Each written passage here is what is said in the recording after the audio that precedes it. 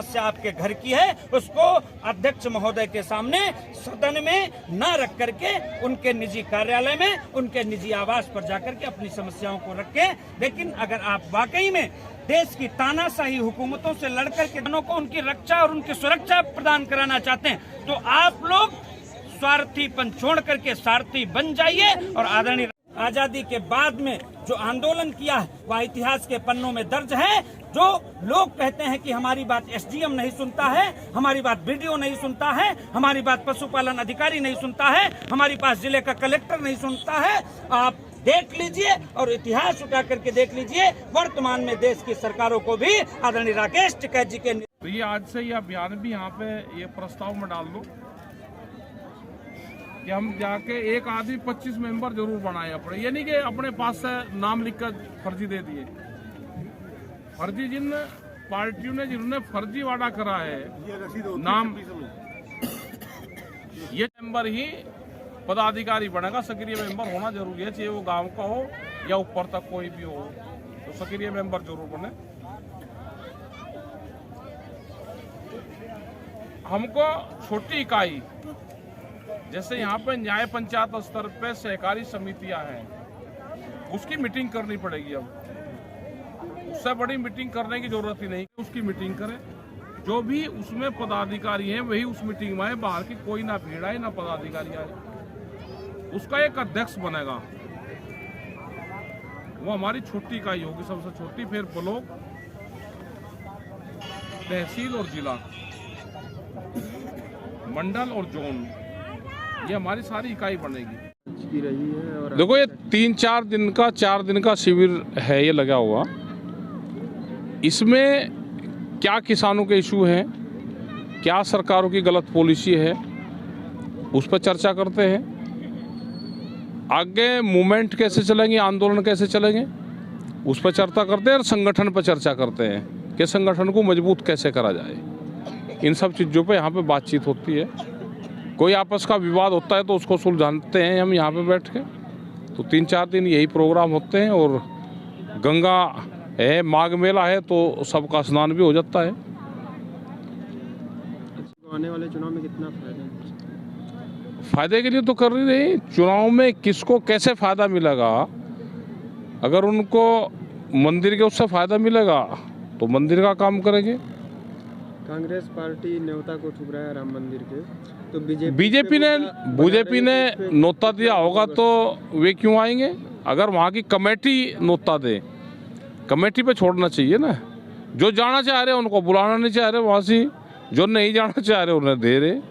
राम मंदिर भाई हमको दो ना, हम जाएंगे, हमारी भीड़ जाएगी पूरी, लेकिन हमको बुलाएंगे नहीं, क्योंकि कमेटी के हाथ में नहीं है ना, पार्टी के हाथ में है। राम मंदिर का उचित है इसमें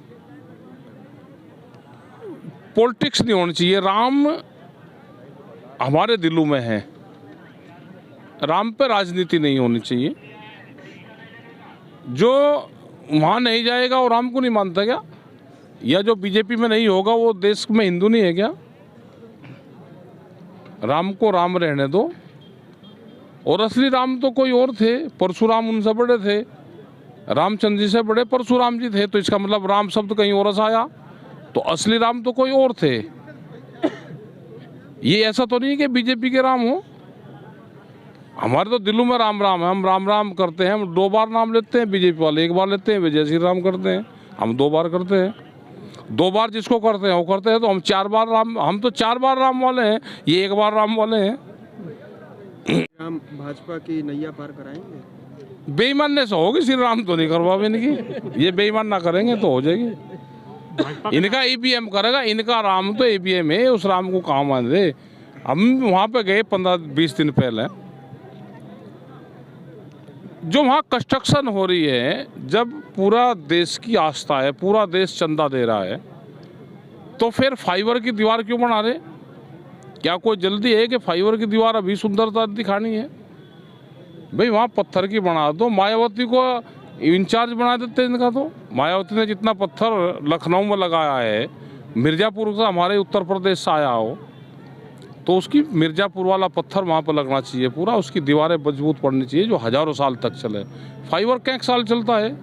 फाइबर तो बैंक्वेट हॉल के बाहर महल बना कर लगा देते हैं, क्या वो महल हो गया?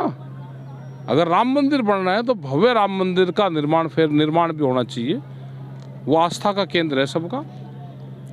आप देश चेहरा माने जाते हैं, आप राम मंदिर के प्राण प्रतिष्ठा समारोह का आमंत्रण नहीं मिला, क्या कहेंगे इसमें?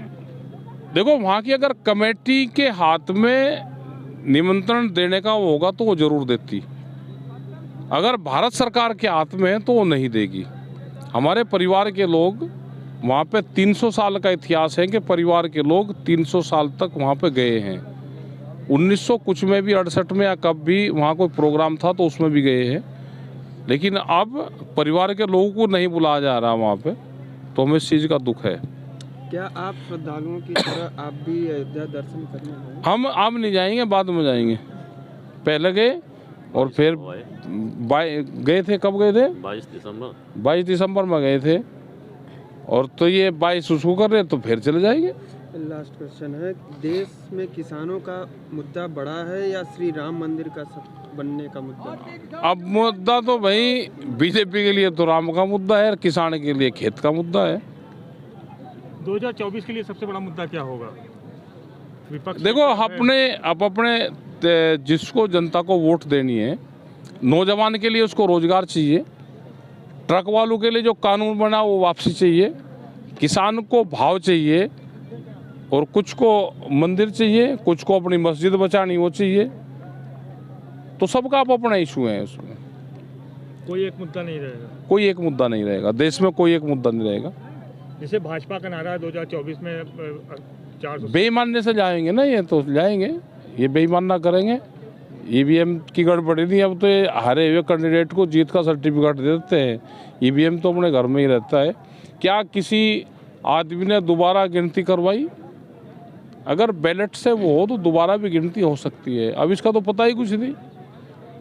जैसे विपक्ष कह रहा 2024 के लिए बैलेट पेपर के लिए आप भी नहीं, विपक्ष मजबूती से लड़ाई लड़ना चाहिए विपक्ष को। जिनको चुनाव लड़ना है, हमको तो चुनाव नहीं लड़ना, हमको तो आंदोलन करने। बीजेपी आ जाए उसके खिलाफ करने, वह सरकार खराब रहेगी। कांग्रेस आ जाएगी, वह उसके मुद्दे ठीक नहीं होंगे, उसके खिलाफ करने।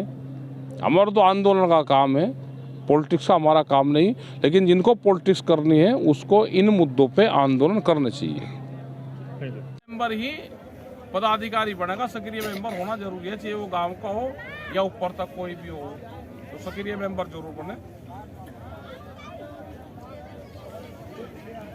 हमको छोटी इकाई, जैसे यहाँ पे न्याय पंचायत स्तर पे सहकारी समितियां हैं, उसकी मीटिंग करनी पड़ेगी। अब उससे बड़ी मीटिंग करने की जरूरत ही नहीं।